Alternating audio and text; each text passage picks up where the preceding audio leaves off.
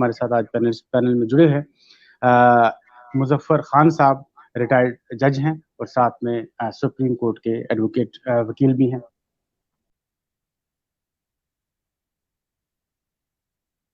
राजौरी से पुंछ से कश्मीर की तरफ जाना है तो आपको घंटों इंतजार करना है और इंतजार करने के बाद जो है वो फिर से जाके इजाजत मिलेगी, और वो मिलेगी भी या नहीं ये भी एक इसकी कोई गारंटी नहीं है। और उसके साथ साथ ये होता है, कल हमारा एक इंसिडेंट होता है जिसमें हमारे एसएचओ हैं, एसएचओ पुलिस के एक बहुत आला रैंक के ऑफिसर होते हैं, उनके साथ मिस हैंडलिंग होती है, उस पर एफआईआर भी लगती है। खैर इंक्वायरी चल रही है, उस पर क्या होगा क्या नहीं होगा ये तो बात की बात है। तो इन तमाम पहलुओं पर आपको एक किस तरह से आप इस पहलू को देखते हैं?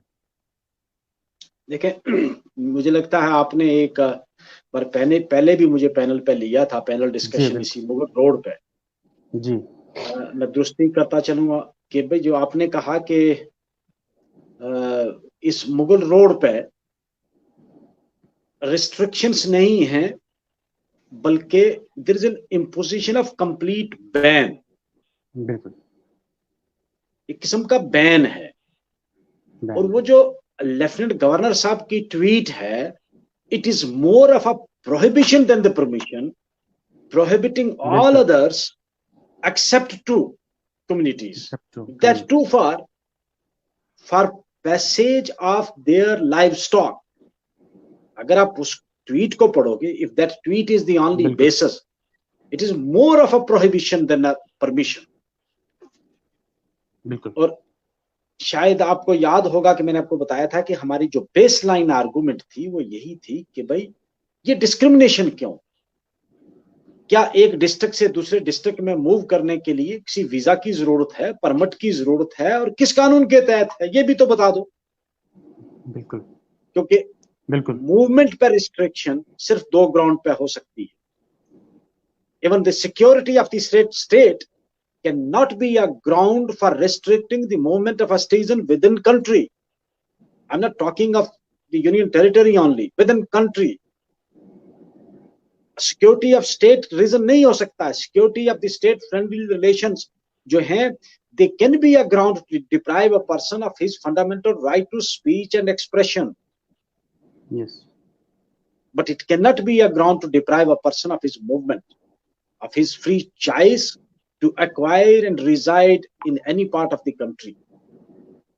सिर्फ दो ग्राउंड हैं जिस पर आप मूवमेंट को रिस्ट्रिक्ट कर सकते हैं अंडर आर्टिकल 19। वो है to protect the culture of the scheduled tribe and for welfare of the public. तो वेलफेयर ऑफ पब्लिक में अगर आप देखेंगे तो वेलफेयर ऑफ पब्लिक में आप अगर किसी को रिस्ट्रिक्ट कर सकते हैं, किसी की मूवमेंट को आप रिस्ट्रिक्ट करते हैं, तो it has to be on the basis of a reasonable restriction. Restrictions has to be reasonable. Secondly, there must be a nexus between these restrictions and the objects are to be achieved. अरे भाई वो कौन सा virus है जो सिर्फ वया Mughal road ही जाता है और वया मुगल रोड ही वापस आता है, बाकी किसी रोड से नहीं जाता है? Exactly. और हमारा बेस लाइन आर्गुमेंट यही था कि जब मैं रजौरी से जम्मू जाता हूं तो मुझे किसी परमिशन की, किसी परमिट की जरूरत नहीं। मुगल रोड पर चलने के लिए मुझे क्यों किसी की परमिशन और किसी के परमिट की जरूरत है? और हालत ये है कि पेशेंट्स के साथ भी वहां बदतमीजियां होती रही। मैं आज की बात नहीं कर रहा। आज समीर गिलानी को उन्होंने मैन हैंडल किया, बात हाईलाइट हुई। ये मैन हैंडलिंग पिछले कई अरसा से चल रही है और मुझे समझ नहीं आई कि भाई इसके पीछे लॉजिक क्या है कि तुम अपने ही सिटीजन्स को ह्यूमिलेट करते हो। मुझे तो कुछ दो बुजुर्गों ने वापस आकर या जाकर मुझे फोन किया, कहा कभी आइंदा हम इस मुगल रोड पर नहीं आएंगे। परमिशन होने के बावजूद हमें बहुत ह्यूमिलेट किया गया वहां जहां आर्मी की चेकिंग होती है। पहली बात तो ये है कि ये जो फ्रिस्किंग का है, ये primary duty of the state police है। ये आर्मी को असाइन क्यों?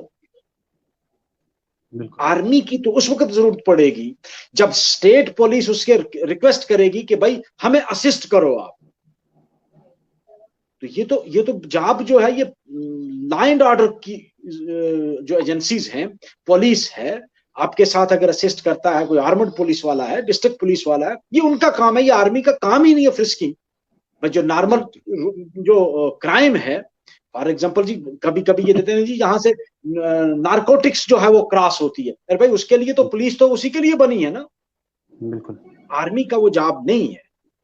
प्राइमरी जो आर्मी का जो दायरा इख्तियार है वो फ्रिस्किंग नहीं है, वो आई कार्ड नहीं चेक करना। उधर से आप कहते हो, सुप्रीम कोर्ट ये कहता है कि आधार कार्ड का जो नंबर है that is your privacy, you need not to share it with anybody.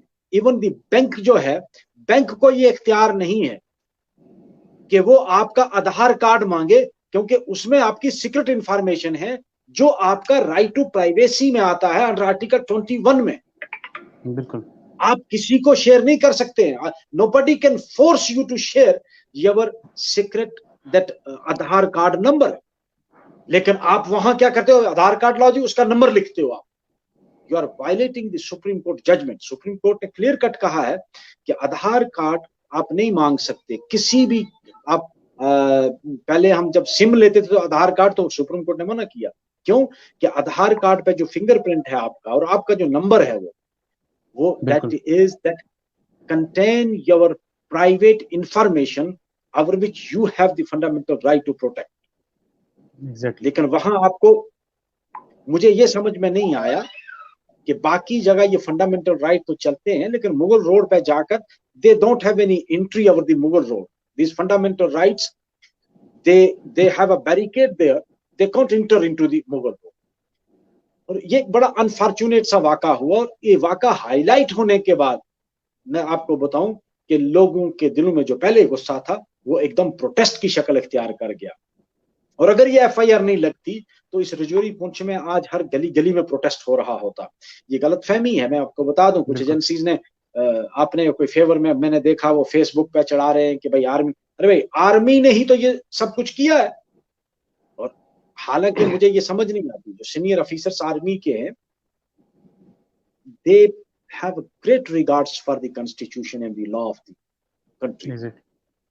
अब ये मुझे समझ में नहीं आया कि भाई उस छोटे लेवल के ऑफिसर तक ही इसको महदूद क्यों रखा, और ये पता क्यों नहीं चला कि वहां पिछले कई दिनों से लोगों के साथ मिसबिहेव किया जा रहा था। बहुत सारे बुजुर्ग लोगों ने मुझे फोन किया, बड़े बाइज्जत लोगों ने कहा, भाई जज साहब हमको बहुत ह्यूमिलेट करते हैं वहां, जब वो वहां से क्रॉस करते हैं, आइडेंटिटी चेक करते हैं, वहां पुलिस वाला कोई नहीं होता है। ये हमने पहली बार देखा कि इस किस्म का मिसबिहेव। और आज हाईलाइट इसलिए हुआ कि एक सीनियर पुलिस ऑफिसर को मैन हैंडल किया गया। He was rounded up, taken inside and then beaten there. और उसको पता, हालांकि उस सीनियर पुलिस अफसर के बारे में इंफॉर्मेशन पहले दी हुई थी कि भाई फलाना आदमी, उसकी मदर को स्ट्रोक हुआ है, वो श्रीनगर जा रहा था मदर को ट्रीटमेंट के लिए और जल्दी में था, तो उस बेचारे ने सीनियर ऑफिसर से कन्वे भी करवाया हुआ था। उसके बावजूद भी, I do not know, it may be a ego clash, it may be an ego clash between two agencies. लेकिन इस ईगो क्लैश ने, it has brought to fore the many ugly realities as well, जो कि लोग बहुत अरसा से सफर कर रहे थे, लेकिन अब वो हाईलाइट हुई है। तो आपने मुझे पूछा कि भाई इसका कानूनी जवाब कोई नहीं है कि आप किसी रोड पर रिस्ट्रिक्ट कर दो कि यहाँ सिर्फ और सिर्फ पेशेंट्स जा सकते हैं, वो भी परमिशन के लिए। बाकी इन्होंने आज तक, जब एक पुलिस अफसर को नहीं छोड़ रहे हैं भाई, सीनियर पुलिस ऑफिसर, और इससे बड़ी अर्जेंसी क्या है कि उसकी माँ को स्ट्रोक हुआ और वो जा रहा है श्रीनगर, और उसको आपने मैंने हैंडल किया रास्ते में। तो ये बड़ी बदकिस्मती की बात है। बदकिस्मती उस ऑफिसर की नहीं है, बदकिस्मती हम लोगों की है कि हमारी आवाज भी किसी ने सुनी नहीं। अब 6 तारीख को लगा है केस, मैं देखता हूँ, मुझे पता है कि वो केस अब इन्होंने जवाब अभी भी नहीं देना है, उसको लिंगर ऑन करना, but I will make a mention, I will impress upon the honourable court, I try it कि मुझे सुना जाए भाई, क्योंकि अब तो